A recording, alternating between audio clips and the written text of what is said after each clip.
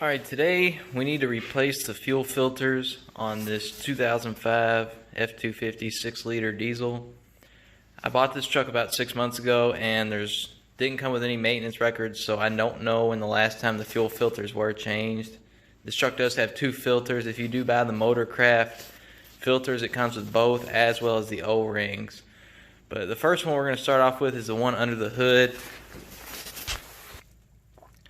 After we pop the hood, you can see where the engine fuel filter is located. It's right here next to the oil filter in the middle of the valley by the charge air cooler pipe, in between the charge air cooler pipe and the air intake. So I don't know what size socket this is. I can check and get back with you, but it does take a 1/2-inch drive ratchet to get it off. So that's what we're going to try. Alright, upon further investigation, it is a 24mm socket, and it is wise to use a deep socket because you have this charge air cooler pipe right here in the way, and it's really hard to get out with a shallow socket unless you have an extension. So go ahead and break it loose, and be careful because this is a plastic cap. Go ahead and loosen it slowly to the point where you can loosen it by hand. And this is like the oil filter cap, it's long-winded, so it might take you a while.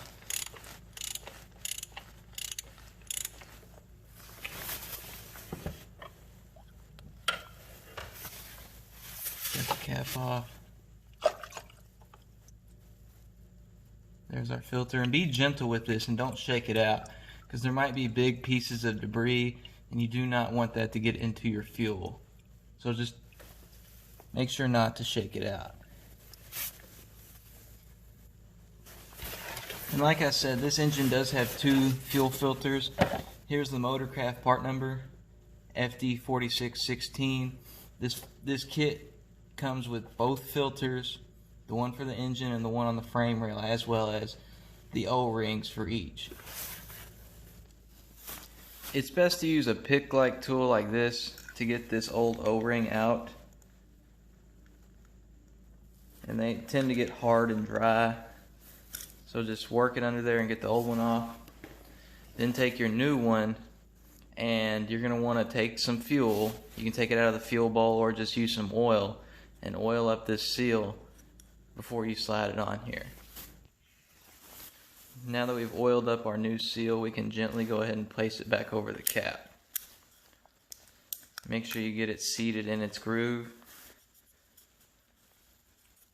Take your finger all the way around it. Once it's seated, we can go ahead and put the new fuel filter in and put the cap back on. Now that we got the old filter out and the old O-ring off the cap, we can go ahead and put the new filter in.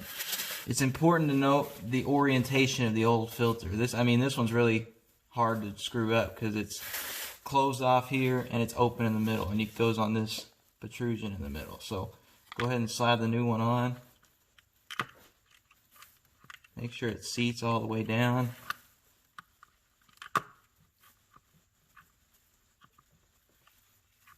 And we can go ahead and put our fuel filter housing cap back on.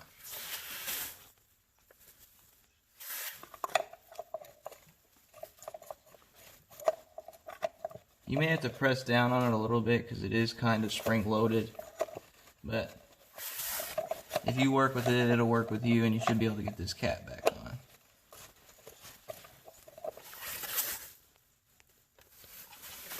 Once you get it started, go ahead and hand tighten it as far as you can.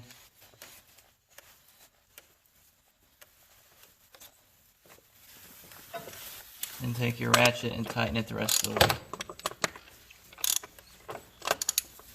There is a torque on this cap. You can see it right there, 14 Newton meters, but just get it until it stops and not much more, because that is a plastic cap. You will strip out them plastic threads. But now we're done with the top one. We'll go ahead and do the bottom one on the frame. Now it's time to change the lower fuel filter on the frame rail. It's here on the driver's side, right next to the radius arm bracket. And this cap takes a 36mm socket, the same 36mm you use for your oil filter housing. So go ahead and break this loose. There isn't very much room to work here between the drive shaft and the radius arm bracket. You will have short throws, but you can do it and it will come off. Now we can go ahead and break this cap loose. You can stick your arm up through here by the transmission cross member, so you can hold the socket up here in order to break it loose. And make sure you have a drain pan ready to catch fuel, because you will spill some. And these sometimes are a pain to break loose. You might need a cheater bar to do it. It looks like that's what I'm going to need, because this hasn't been done in a while, I can tell.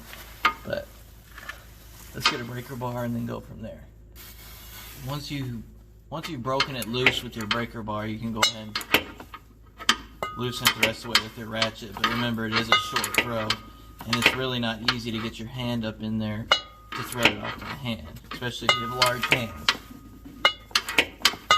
And make sure your drain pan is ready. As you can see, it's starting to drip fuel.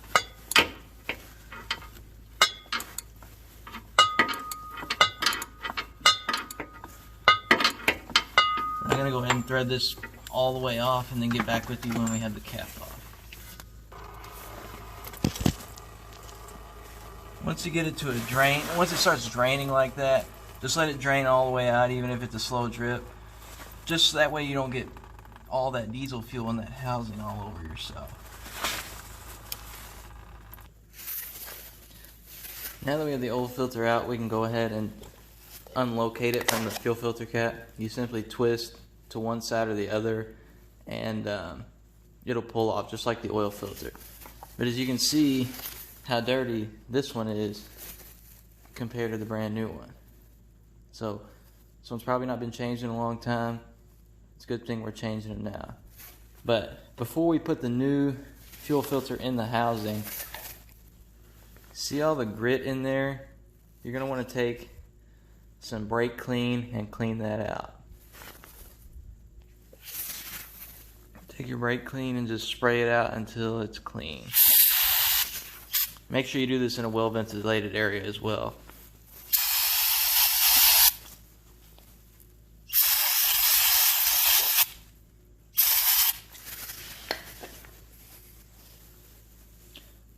Then you want to let this either air dry or dry it with a fabric free towel, but I've got time, so I'm just going to let it air dry. Now that your fuel filter housing is dry and as clean as it's going to get, you can go ahead and take your pick, get the old O-ring off, and slide the new oiled one on. Make sure you lubricate it so it'll go in the groove like it's supposed to. Work it around. That white stuff is just grease. Somebody else used to oil this O-ring. Make sure you get it in its groove. Now you can go ahead and load your new fuel filter in there. Snaps in like that. Now we can go back under the truck and put the fuel filter cap back in. Now we can go ahead and take our loaded fuel filter cap and thread it back in. Make sure it starts going in nice and smooth and does not cross thread. Once you have it hand started, you can go ahead and tighten it the rest of the way with the ratchet. And this is going to be a long process because you do not have much throw with this ratchet, and it's a long-winded cap. Once you run it all the way down, do about 1/8 of a turn after that, and you should be good. It shouldn't leak.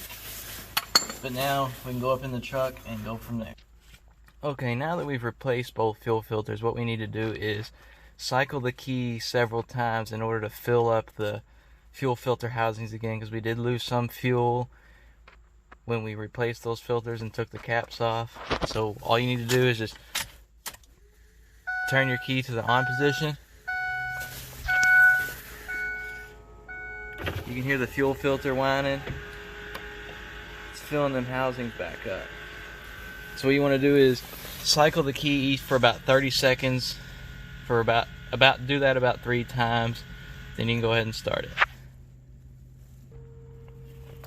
Now that we've purged the system of air, we can go ahead and start the truck up.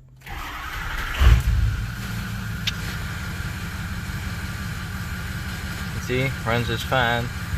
Your truck might hiccup here and there, depending on how well the fuel system is purged of air. It might still have some air pockets trapped in from when you replace those fuel filters. But anyways, this is a successful repair. If you did find this video helpful, please subscribe.